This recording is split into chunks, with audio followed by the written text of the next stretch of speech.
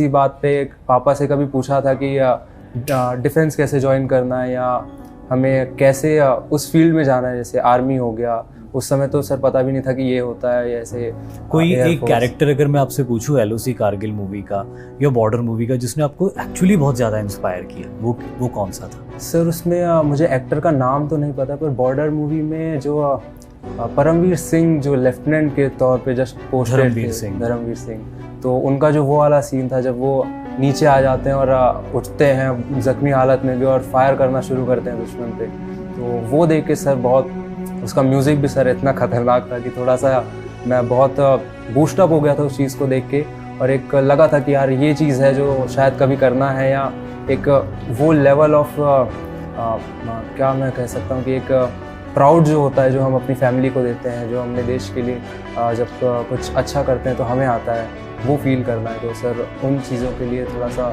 जोश आया। मुझे जो चीज़ें चाहिए थी वो मैंने एनालाइज़ की कि मैं कैसे जो मैं ऑक्यूपेशन चूज़ कर रहा हूँ वो मैं उसमें फ़िट हूँ या कि नहीं, या वो मेरे लिए फ़िट है कि नहीं।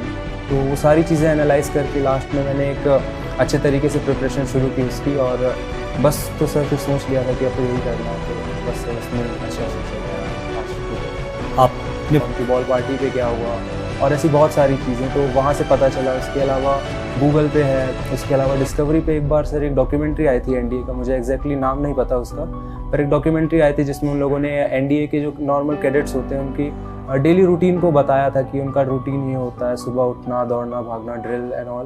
तो वो सब देख के सर थोड़ा सा मोटिवेशन आया था, क्योंकि वो शायद वो डॉक्यूमेंट्री पहला एक ज़रिया था जिसके थ्रू मुझे विजुअल रूप में दिखा कि असल में NDA क्या है। सर वहाँ से ये जो सवाल मैंने आपसे पूछा ना, एक खास मैसेज देने के लिए पूछा है, क्योंकि बहुत सारे ऐसे स्टूडेंट्स होते हैं या बहुत सारे ऐसे पेरेंट्स होते हैं जो ये कहते हैं कि उनके बच्चे को, उनके बेटे को, बेटी को सोशल मीडिया से दूर रहना चाहिए या मीडिया से दूर रहना चाहिए या यूट्यूब या फ़ोन यूज़ नहीं करना चाहिए। मैं यही मैसेज देना चाहता था इस क्वेश्चन के माध्यम से कि कोई सा भी सोशल मीडिया हो या कोई सा दूसरा मीडिया हो या यूट्यूब हो, उसके अंदर बहुत सारी पॉजिटिव और कंस्ट्रक्टिव चीज़ें भी होती हैं। तो ये इंडिविजुअल के ऊपर डिपेंड करता है कि वो क्या ग्रैस्प करेगा। तो इसीलिए मेरा ये कहना होगा सारे लोगों से कि आप किसी भी मीडिया से रिफ्रेन मत करो, आप उस मीडिया का एक्सेस लो और उससे पॉजिटिव्स लेने की कोशिश करो। जैसे इनके पास में कोई इन्फॉर्मेशन नहीं थी आर्म्ड फोर्सेस की, एक सोर्स था इनके पास में यूट्यूब और दूसरा इंटरनेट, उसी के मदद से इन्होंने मैक्सिमम इन्फॉर्मेशन एक्वायर करी। और देखिए मैक्सिमम इन्फॉर्मेशन फॉर वेस्ट नहीं गई इनकी, आज ये सिलेक्ट हो चुके, सक्सेसफुल हो चुके। तो किस तरह से सोशल मीडिया का पॉजिटिव यूज़ किया जाता है, ये मैसेज हमको यहाँ से मिलता है।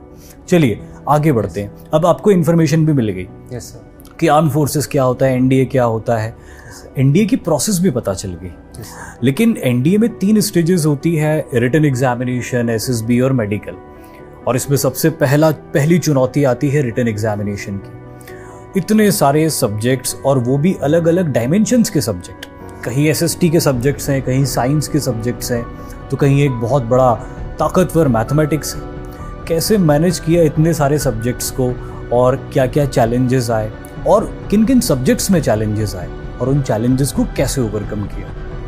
सर ये जो मेरा रिटन एग्ज़ाम का प्रिपरेशन था ये मैंने अपने आफ्टर 11th स्टार्ट किया। जब मैं 12th में आया, जब मुझे मेरा पहला रिटन NDA फेस करना था, मैंने अपना जो अभी NDA क्लियर किया, ये मेरा सेकंड अटैम्प्ट था रिटन का।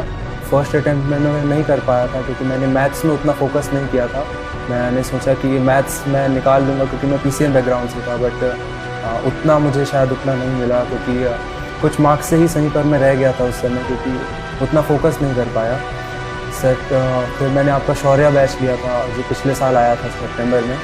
उस शौर्य के थ्रू सर मैंने सारे सब्जेक्ट्स पढ़े, और क्योंकि मेरे पापा भी ज्योग्राफी टीचर हैं तो हमेशा सर उन्होंने मुझे स्कूल में भी सब कुछ पढ़ाया है, हिस्ट्री, ज्योग्राफी। तो एक इंटरेस्ट हमेशा से ही था मुझे आर्ट्स के सब्जेक्ट में। तो आर्ट्स में तो कभी कोई सर ऐसी दिक्कत नहीं आई क्योंकि आप लोग भी पढ़ाते थे, और मुझे अगर कोई पर्सनल डाउट रह गया है तो 24/7 मेरे पापा मेरे साथ थे, तो उनसे पूछ लेता था, उनसे डाउट्स क्लियर कर लेता था।